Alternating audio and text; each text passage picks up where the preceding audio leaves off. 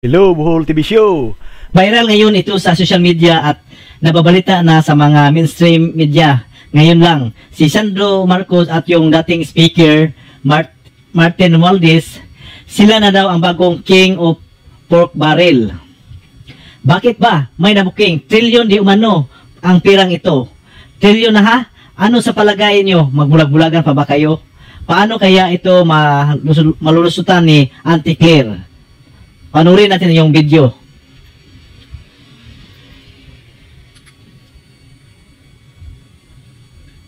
Iso ang tinatawag na allocables nila Presidential son, Sandro Marcos, at former House Speaker Martin Romualdez.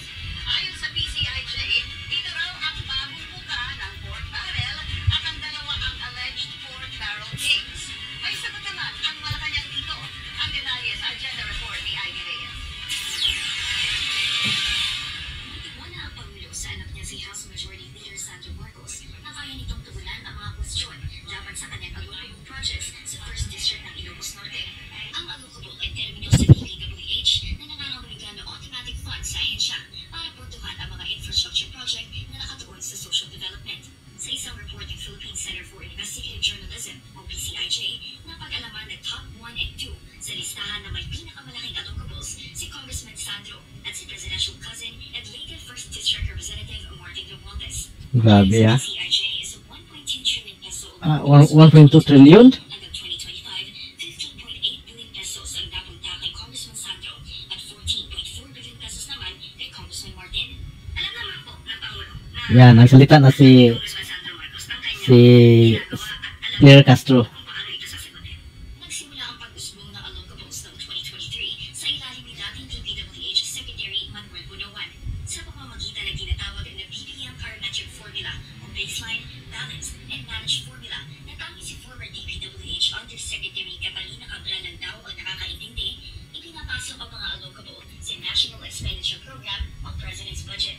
Kung bakit nanonood mula sa District Engineer hanggang sa pinakamataas na pwesto sa DPWH ang issue sa allocable, nagmumula kasi ang BBM Parametric Formula sa mga District Engineer. Sila ang magbibigay ng listahan sa mga kongresista ng allocable projects na sasapat sa ceiling fund per district. Mamimili ngayon ang kongresista kung ano-anong proyekto ang may sasama sa pinag-listahan ganyan pala. ng kanyang allocable. Pagkatapos, nasa kamay na ni former Yusek Cabral ang bola kung magkano at anong projects ang i-endorse ng DPWH at ng Budget Department. Ayon yan kay dating DPWH Yusek Roberto Bernardo na hindi rin daw alam kung paano nangyayari ang computation ng allocable. Kapansin-pansin din sa PCIJ report ang analysis nito na sa kabila ng trillion peso allocables ng magkamag-anak na kongresista, wala ni isa sa allocable ng Duterte allied lawmakers na sina Congressman Paulo Duterte, Jacinto Murag, Pantaleon Alvarez at Jaime Olaso ang napasa sa 2025 budget. Para sa agenda, Ivy Reyes, Luminar News Shadow.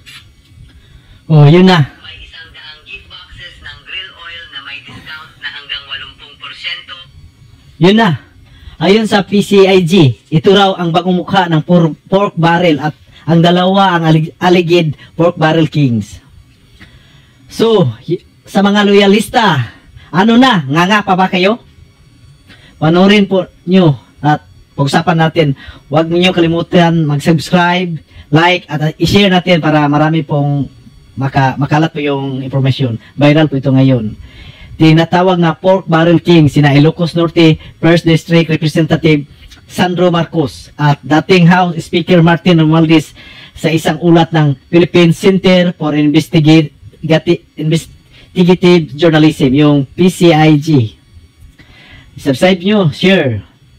Thank you.